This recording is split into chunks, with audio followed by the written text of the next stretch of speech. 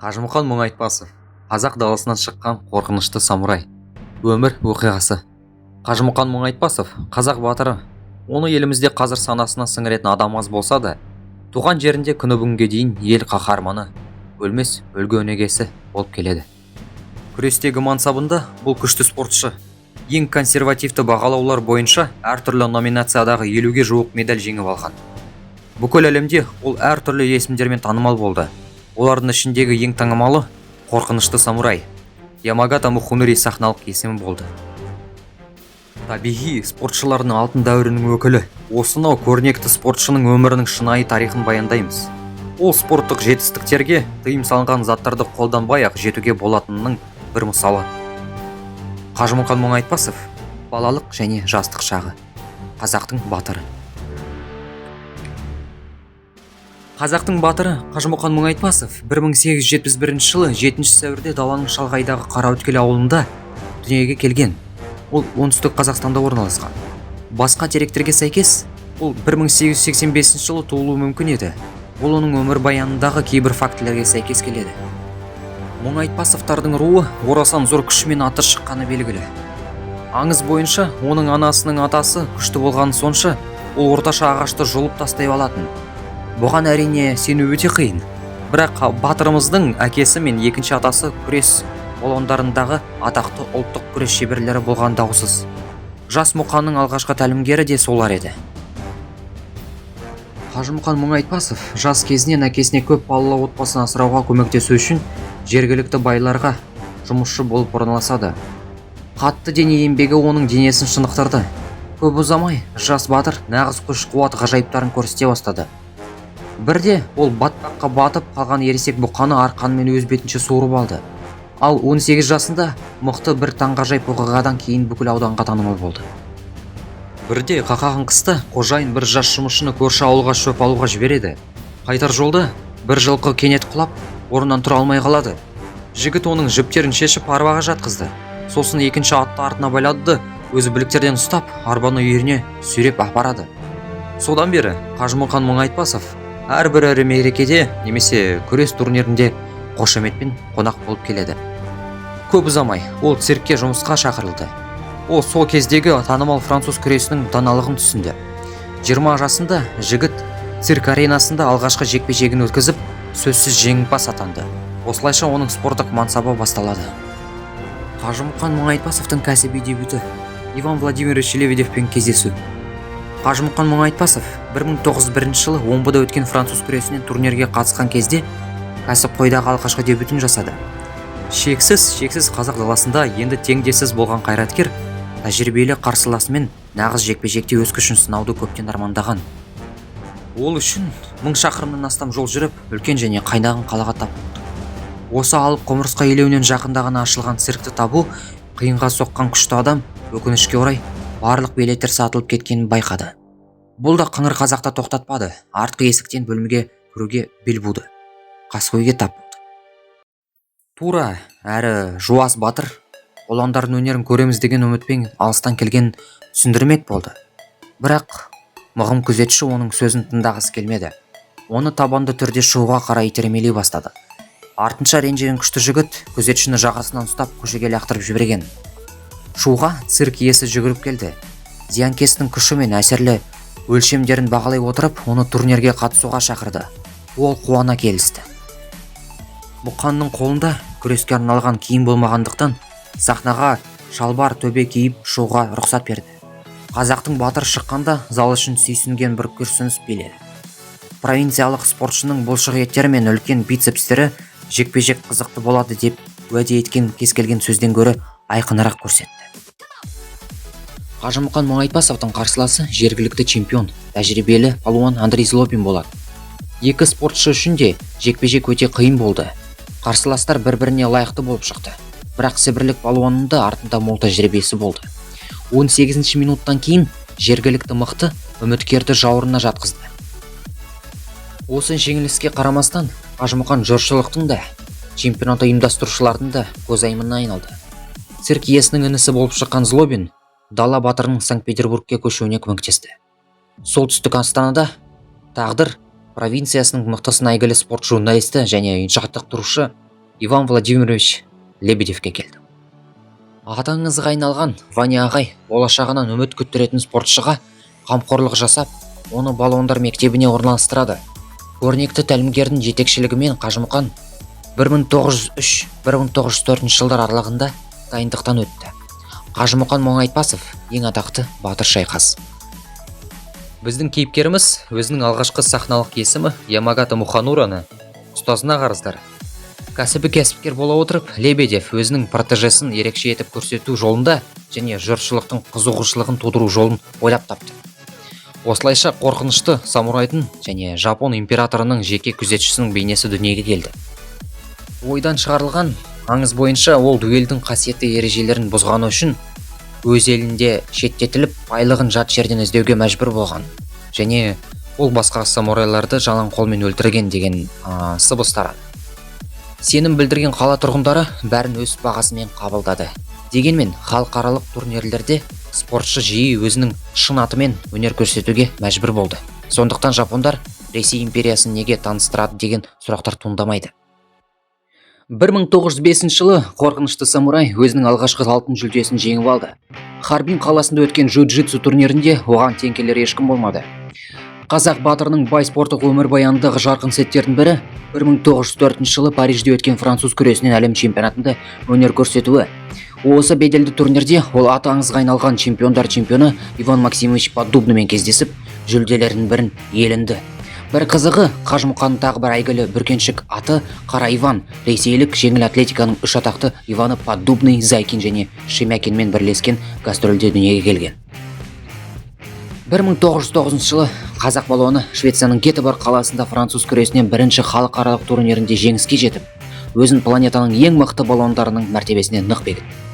Бір жылдан кейін Буэнос-Айресте өткен чемпионатта Мұңайтпасовқа тең келер ешкім болмады. 1911 жылдың қысында жаңадан тағайындалған чемпион Мәскеуге тағы бір ірі турнирге қатысу үшін келеді. Оның негізін қалаушы атақты эстон палуаны Георг Лурих болды. Бұл жарыстарда Қажымұқан Мұңайтпасов қатарынан 5 тамаша жеңіске жетіп, циклопс лақабаты бар мықты балуанмен бір жекпе-жек өткізеді. Келесі айналымда ол жарысты ұйымдастырушымен төбелесуге мәжбүр болды. Лурих қорқынышты самурайдың күші туралы көп естіген, бірақ осы уақытқа дейін ол оны жауынгерлік кілемде ешқашан кездестірмеген. Бірінші жекпе-жек тең аяқталды. Ал спортшылар келесі күні қосымша раунд ойнауға мәжбүр болды. Бірақ ол да жеңімпазды анықтаған жоқ. Сөз эстониялық балуанға басымдық берген төрешілерде қалды. Сол жылдың көктемінде қазақ батыры Санкт-Петербургте өткен чемпионатта кек алмақ болғанымен, жарыс кезінде спортқа жатқылық жасады деген айыппен жарыстан шеттетілді. Негізі, турнирді ұйымдастырушылар қазақ балуаны жеңісіне үлкен бәс тігілген Лурихтен титулды тартып ала ма деп қауіптенген.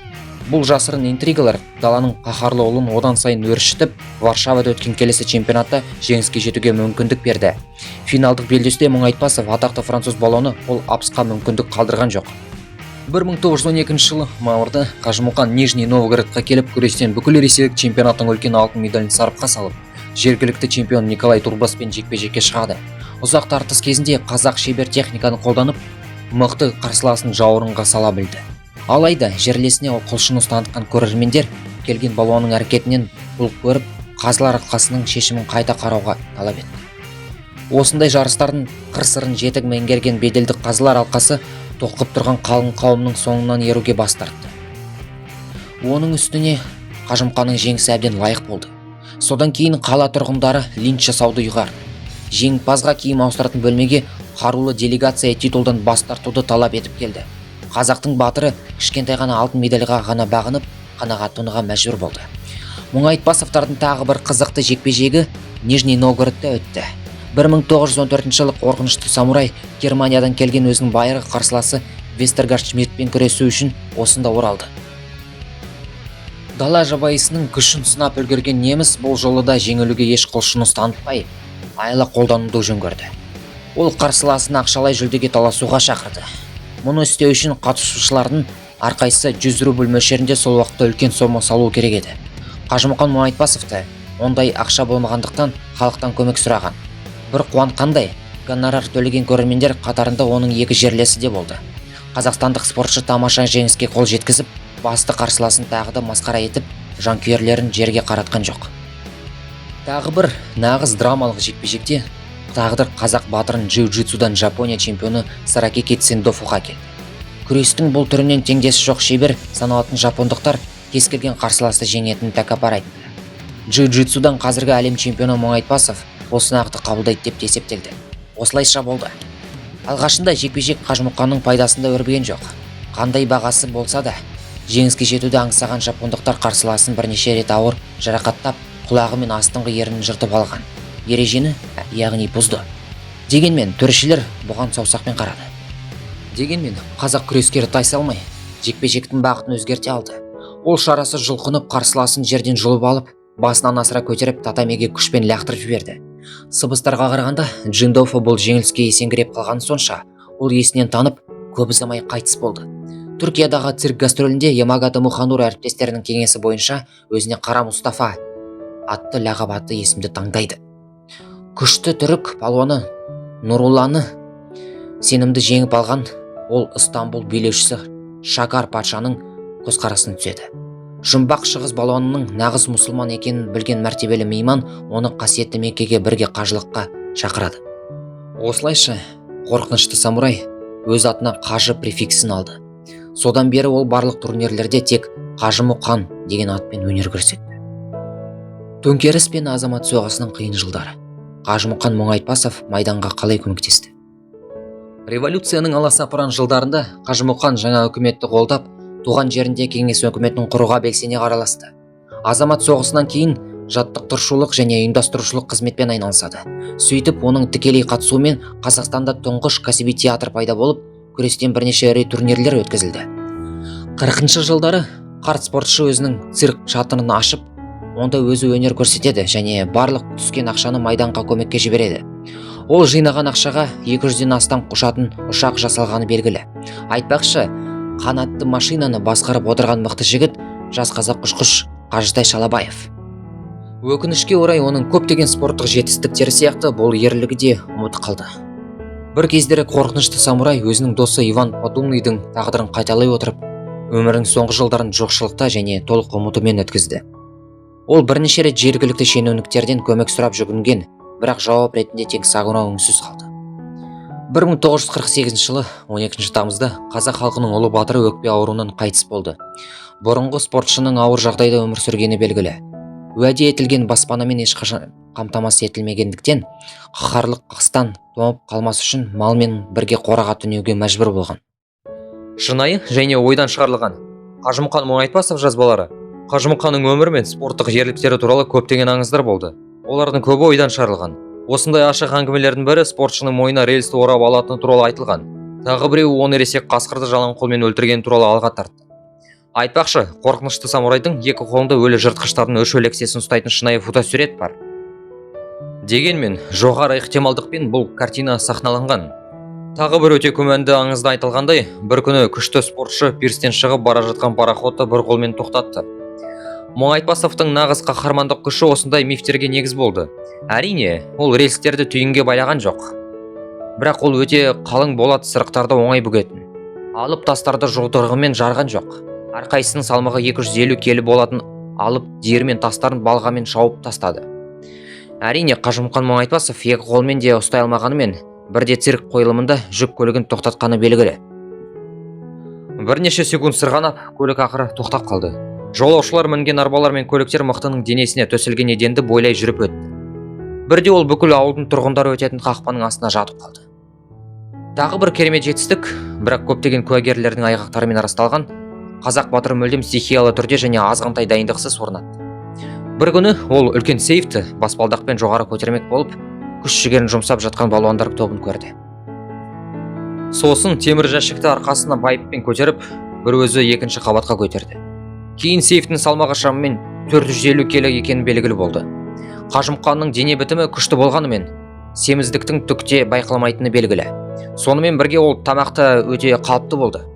Дегенмен куәгерлердің айтуынша ол тұтас қошқарды жеуге немесе майлы құйрық май ішуге болады. Бұл кейіпкеріміздің ең бай табиғи бейімділігі туралы айтады. Табиғи спортшылардың алтын дәуірі тарихқа әлдеқашан еніп, қазір ондай мықтылар дүниеге келмейтін көпшілік айтады. Шындығында батырлар ешқайда кетпеген, көпшілігінің балуандық мансабында бейімділігі бар. Адамдар жалқау болды. Сіз өзіңіздің физикалық әлеуетіңізді тек қатты жаттығулар мен теңдестірілген диета арқылы шынымен аша аласыз.